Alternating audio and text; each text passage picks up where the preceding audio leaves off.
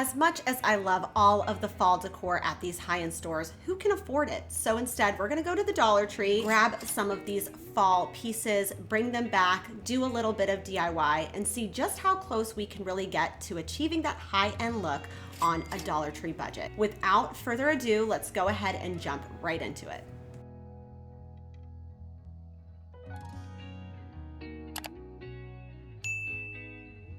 Incorporating leaf-related items during fall won't necessarily be groundbreaking, but you can definitely find these pieces. And of course, I would never necessarily use these plastic fall decorative trays just as they are, but what these are fantastic for are creating molds. So resin, clay, cement, you can use a lot of different mediums with those molds there to create really high-end looking fall decor.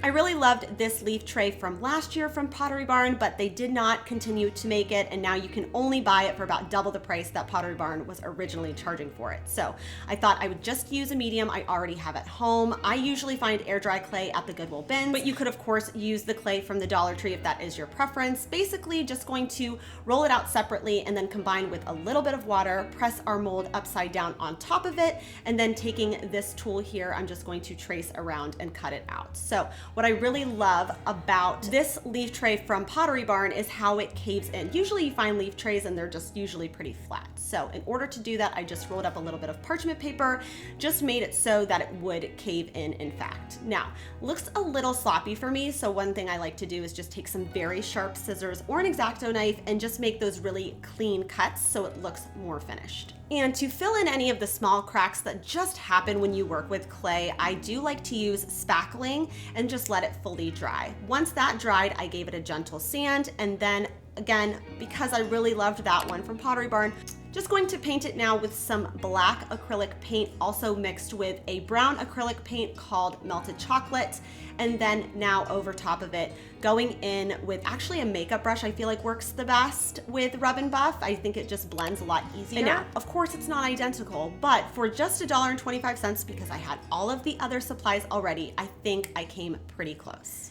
And there are truthfully so many different ways you can do this. So as I mentioned earlier, you can also use cement as a different medium. So instead, I grabbed 2 of these pumpkin trays here from the Dollar Tree. I'm going to spray the inside of one and the outside of the other with just some cooking oil or WD-40 to make sure that my cement releases easily and doesn't break. This is just what I had left over, so I like to use leftover supplies and create as many projects as possible with the same material to cut down on cost. Mixed that up with water until I got a nice pancake-like batter consistency, and then just kind of tap it just to release as many air bubbles as possible.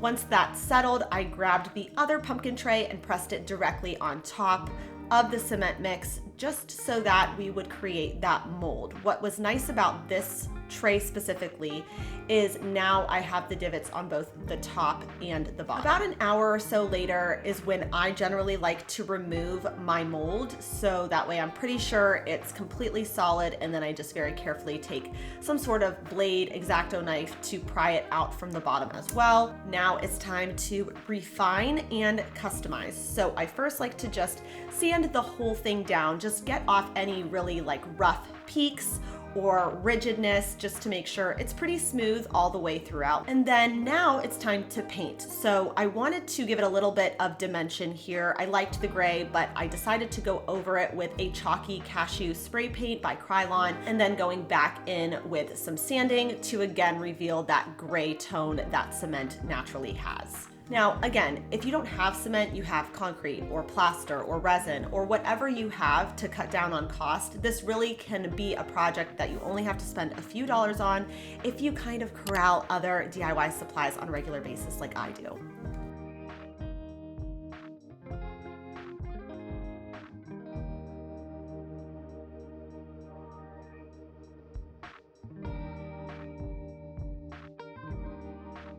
Just like the leaves, again, pumpkins is kind of a no-brainer when you're decorating for fall. And I think if you do it in an elegant way, it doesn't come across tacky. Taking a few of these styrofoam pumpkins, and we are going to attempt to make something that actually looks like a flameless candle that you might find at Crate & Barrel for a small fortune. $80 on one pumpkin candle is out of my budget for sure. And even if you go like the Michael's Hobby Lobby route with the 40% off, still more than I want to spend. Taking these now, I'm just going to remove the stems from the top. You don't necessarily need to be too careful with this part because I'm actually going to flip them upside down. So that way the top becomes the bottom and that's the side we're going to start cutting into. Definitely get the pumpkins at Dollar Tree, but these candles, I always get the duds. Every time I buy these flameless candles from the Dollar Tree, they never work. Unless I was holding my finger on there for dear life, it just wouldn't stay lit. So thankfully I have candles already that I can use, but I am gonna use these just to trace out how much I'm going to need to cut around. So if you have a heat tool, I would recommend doing that because it's a lot faster, but I'm just using an X-Acto knife that also is from the Dollar Tree, and we are just going to carve out the section now from the bottom, also making a small hole at the top just so that the flame can pop through it. Go ahead and paint these whatever color you want. We're trying to get these to still look like candles. And if you really look at wax, it does have a sheen to it. And also going to Crate & Barrel in person, you were really able to see that these were coming across quite shiny. So painting these over with just some satin Mod Podge will give you that effect. And if you don't have satin Mod Podge, you could also use any spray paint that you might have on hand that is a satin finish. So as you can see, the Mod Podge dries clear and even, and we have that nice candle shine to them, but I did want to add a little bit distressing. So I'm just taking a little bit of white paint on a damp paper towel, just scattering it ever so slightly all over the pumpkin to give a more distressed finished look. All that's left to do now is just place the candle inside now from the bottom. So again, all you see is that flickering flame. And truthfully, the only new thing I had to buy were these pumpkins to do this project. So $3 for 2 flameless pumpkin candles is a price point I feel much more comfortable with. A really easy swap to make during the fall months is incorporating more amber glass, and you'll see that through Pottery Barn, Crate & Barrel, but you can also do this essentially for free. Anytime I have an amber glass candle that burns down, I always save the container and I put it in my boxes for fall. So I found this candle at the Goodwill bins for just a few dollars. I'm just going to freeze it and then just remove the wax because it's the exact same size. So by simply just removing the wax from its clear glass container and putting it in this amber glass container instead, just really gives a warmer, more fall feeling on a budget. I also am definitely not too proud to stop and check when someone has all of this stuff that are garage sale leftovers for free. You can find really great things that you could just transform without having to spend any money. So for example, I found a few of these amber glass containers. Now this was originally for spider spray. Definitely not gonna use it as that, just going to clean it, fill it with some florals, and again, didn't have to spend any money to get a more fall-inspired look. But if you want to invest just a little bit of money to get this look, I'm going to show you exactly how to do that. So I've talked to you guys about this vase before, so I've gone to now 3 different Dollar Trees, and each time I've gone, this vase is a different price. It's been $3, $1.50, and then $1.25. So of course, when it was $1.25, I stocked up and grabbed 3 of them. I'm just gonna show you a really simple, inexpensive way to turn this into amber glass. Your setup should look a little something like this. Lay something underneath a paper plate that also has either popsicle sticks or kebab sticks, so that way when you flip your glass upside down, the excess will be able to just drip out. So from Amazon, these are super inexpensive. I think for all 3 of these alcohol inks, they were like $6 maybe. And you could make maybe 5 different amber glass pieces with that. So just keep in mind the tone that you're really trying to achieve. I like my amber glass to be on the brown side, so I added the most of the brown color, which I believe is called latte, and then you just keep mixing and turning and angling down every other turn or so to get it completely covered on the inside and then drip out the bottom. The reason for the popsicle sticks is really so that your ink doesn't collect on like a plate or something, and it gives you some leverage for it to fall out. Very simple, very inexpensive project that you can do in about 20 minutes. Sometimes it's more just about thinking outside of the box. So if you love wovens in your space like I do, so the next time you're at Dollar Tree, if you find something and you're like, yeah, it's just a woven bowl, I don't have a use for that, just think past what the item is and what you could transform it into. So for this project, I grabbed 3 of the woven bowls here, keeping one in its original shape, and then I'm going to break the other two down, just removing the threads. That's how these are connected. And I kind of also just wish Dollar Tree would sell this material like they sell the jute cording and the macrame cording. Like, just give us this material so we can make small little fun projects. After breaking both of these down, just cutting the threads, I then just temporarily sewed it back together, which really did not take much time at all, maybe 30 minutes. But in doing that, I wanted to make sure that I created a base that looked more like an acorn shape, and the other one will flip upside down to be the top. So just to keep everything in place, I did do some matte Mod Podge inside, so then that way I could remove those securement threads that I added in the beginning. With all of those threads removed, now it's just time to figure out a little topper for our acorn basket. So I went back and forth with this. You could really use anything. I have an enormous stash of leftover hardware, so I always like to check through there and see if I can find anything. And I initially was going to use a knob, but I didn't love the way that looked, so instead I used a curtain ring, and I just wrapped that around with a different jute cording that I had on. Just wanted to, of course, keep everything really monochromatic, but you could choose baskets that were different tones to really amp up the look. I just like to have things feel a little bit more simple, but it's a really easy project. This costs me less than $5. And always my goal is just nodding to the season, but in a sophisticated way. When I went to West Elm, one stool that I really loved was this woven stool with this beautiful dark chocolatey brown wood. So we're gonna try to create something similar using primarily Dollar Tree items. So initially these were just $1.25 as I'm showing here, but now they are $1.50. As you can see, that red sticker should be an indication to you that the price has increased. Taking two of these because they will be our seat portion. Now, of course, no one is actually going to sit on the stool. This bamboo is still pretty thin, so I wouldn't recommend it for an actual like seating situation, but for decorative purposes, I think it's perfect. So grab two of these, connected them with wood glue, and then temporarily connected them at the back. So let's talk about how to source DIY materials. So just kind of like the acorn basket, I didn't leave it just as that little bowl. I made it into something I wanted for fall. So just like that, at the Goodwill bins, take the material from something. I have no use for a basket like this, but I love that it is seagrass, and I can make this seagrass material into something else. So just unravel the seagrass material from maybe a piece you were gonna donate because your basket's broken, or from whatever piece you find at the bins. Just unravel it and then soak it in some warm water just to loosen how it was originally shaped. And then now you can turn it into whatever pattern you want. So I personally love a checker printed pattern. It just adds, again, a little bit more visual interest. And I like to do it off to the side and then shape it because I think it's just a little bit easier. It's too chaotic when you're trying to work on too many things at the same time. So I do it off to the side and then I apply it to the top of this piece here. So in order to secure these seagrass pieces down, I used my electric staple gun, and I'm just going to staple all of the pieces down, and then just once they have been secured down, I'm going to remove any excess. And I know no one's going to really see the bottom, but just to give it a more finished look, I did decide to cut some trim pieces down in my stash to secure the seagrass pieces down as well, give it a more finished look, and then that way I can remove the excess staples that you really don't need now that I've placed this wood piece here. So to attach it, I just pre-drill a small hole that's going to connect that wood piece to the bamboo board, and then just go ahead and screw that in place. You just don't want to go right in with the screw because you have a chance that you could snap that bamboo board.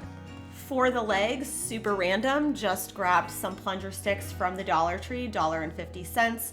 Took my miter saw, cut it down to the appropriate size that I was really looking for. This is totally customizable. You could make this the full size or shorter if you'd like.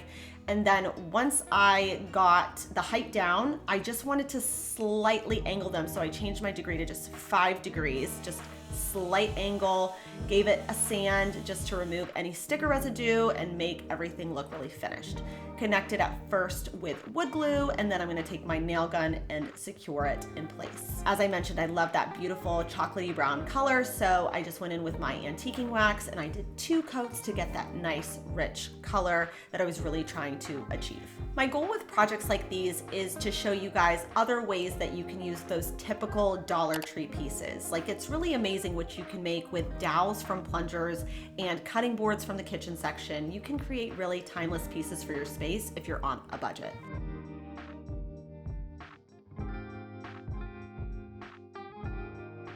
Likely one of the most expensive purchases you will make this fall season has to do with florals, especially faux florals or faux trees. But I am here to de-influence you guys and let you know that you can make a faux tree using florals you already have at home. And so just for reference, this is a tree that I bought on Amazon years ago, and all it is, guys, is a branch with holes drilled into it and then stems hot glued on. So if you're like me and you hoard a lot of stems, you can do this for essentially free. So go outside, grab a branch that you really like the shape of that will work well for your faux tree, cut it down to size. If you don't have a miter saw, that's okay. You could use an axe or a miter box, and then just simply shape the tree, remove any excess branches, as well as spray it down to disinfect it. To give it a solid base, I just personally like to use cement because I have it on hand, but you could also use styrofoam or rocks or sand to weigh it down and hold it in its place. I love this faux potted turning maple leaf tree from Pottery Barn, but it's $300. So how can we make this for less? One stem, and I've shared this with you guys so many times, that I always seem to have a ton of are maple stems. I love the ones from Dollar Tree.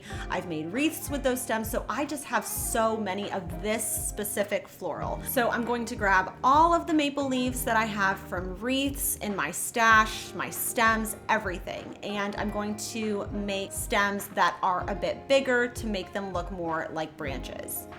Grabbing my drill, I'm going to alternate between two drill bit sizes and then removing the plastic with some needle nose pliers and exposing the wire. Drilling it in at an angle is helpful, so then that way it just looks a little bit more realistic. And you can add hot glue if you need, but I felt that the fit was quite tight to begin with, so I didn't feel the need to add any adhesive. Just kept repeating that process, always referencing back to the Pottery Barn image to make sure that the shape was pretty similar to what I was trying to achieve. Now, the color that I've really been collecting for fall from the thrift store is kind of like this burnt umber color. Because I just used all of the maple leaves that I had, they weren't all the same color, which was okay, but I wanted to unify them just a little bit, so I just took a wet sponge and dabbed the wet sponge in this paint mix that I made just to mattify the leaves and also give them a more seamless look. Grabbing the planter that olive tree had been inside of, I'm just going to now repurpose it for this maple tree for fall. So just going to fill around it and then add some Dollar Tree moss on top, and you've got yourself a really beautiful statement making fall decor piece without really having to spend much money at all. So not necessarily fall, but definitely back to school, which is around this time. And I want to point out a few things. So acrylic organization is very trendy right now, and you can find small scale pieces at Dollar Tree for sure. But also you can make some of these things for free. So at that same lot of the garage sale leftovers, I always look through the trim and the wood pieces that people are getting rid of because it's quite expensive at Lowe's and Home Depot. So if you can get it for literally free, I always recommend at least checking Facebook Marketplace and seeing what maybe you could repurpose. So for example, I found this wood trim piece here. Also in those boxes, I found this. I'm pretty sure this is a child's toy. I'm just going to take this acrylic board, clean it off really well, and I'm going to apply it to this base that we are going to create with this trim piece here. So taking some quick measurements, of course, after cleaning the acrylic board, and I'm just going to cut down two identical pieces of this trim using my miter saw. And of course, if you don't have a miter saw, you could probably just get away with, honestly, very sharp shears or just your miter box. And then I'm going to basically have them mirror each other so that way this acrylic board just sits right inside. Totally optional, but because I had it on hand, just decided to stain both pieces of wood here. To attach it, I'm just going to use some wood glue from the Dollar Tree, as well as adding these little clamps onto it so that way it just really sticks well and everything is nice and level and even. With school quickly approaching, I know we all just want to start off the year organized, and having practical pieces that you didn't have to spend any money on is always a great idea.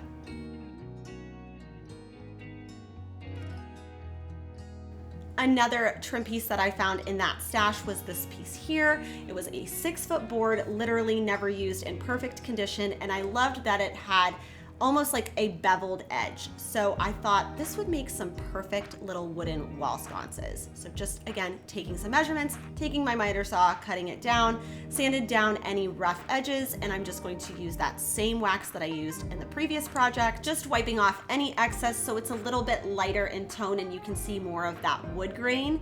For the candle component, I just have these caps that I found at the bins a long time ago, just spray painted them with some brass spray paint, popped some candles in that I already had. Now, I love a sconce all year round, but especially for fall, it's nice to add that ambient lighting on a budget.